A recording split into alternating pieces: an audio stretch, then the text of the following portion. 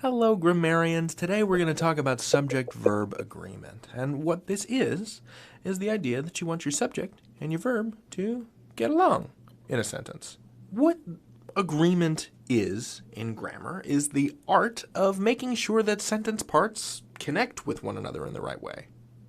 It's making sure, that square peg goes in a square hole, right?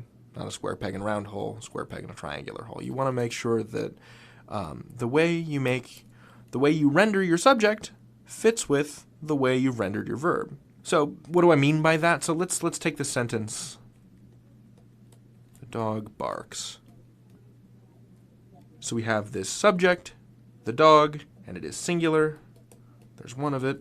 And the way this verb is, the word is conjugated. The way this verb is conjugated, the way we've assembled or figured out how the verb is going to be, is also a singular conjugation.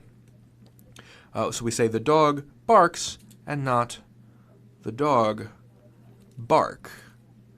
Right? This is not standard American English. Like this is the plural form. You can say the dogs bark, right? Because there's more than one dog here, and this is their verb, this is the plural form.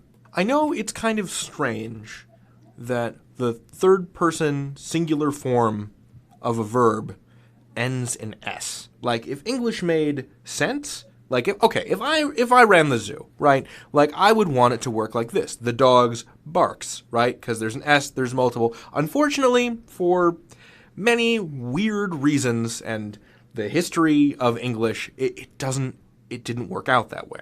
A third person singular verb usually ends in an S.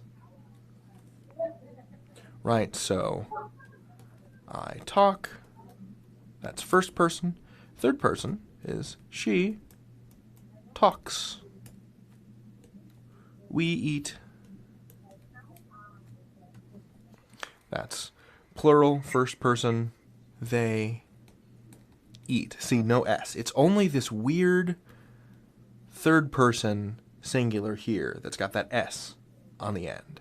So if you're trying to figure out how to make something agree, if you're unsure as you're writing, so if you're looking at a sentence like the dogs bark, and you can't figure out if it's supposed to be the dogs bark or the dog barks or the dogs barks, ask yourself first, what is the subject of the sentence? So first find the subject.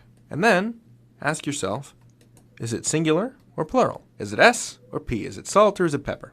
And then if you can remember that, then just remember that singular S usually results in another S. So if it's the dog and that's singular, then you're going to want to put that S over here. So if the subject isn't a noun, but a pronoun, same question. Is it singular or plural? I is singular, there's only one me. We is plural, there's many of us. And if it's singular, third person, so like she, he, it, end it in an S. Another thing to remember is that most what we call indefinite pronouns are third person singular. So if you wanted to ask whether or not anyone knows the way to San Jose as a question, but you're not sure whether or not it would be, does anyone know the way to San Jose, or do anyone know the way to San Jose? Well, the word anyone is third person singular, and although do is an irregular verb, we still kind of hold to the idea that a third person singular verb ends in an S, so it's a Z sound written as an S, so we would say does.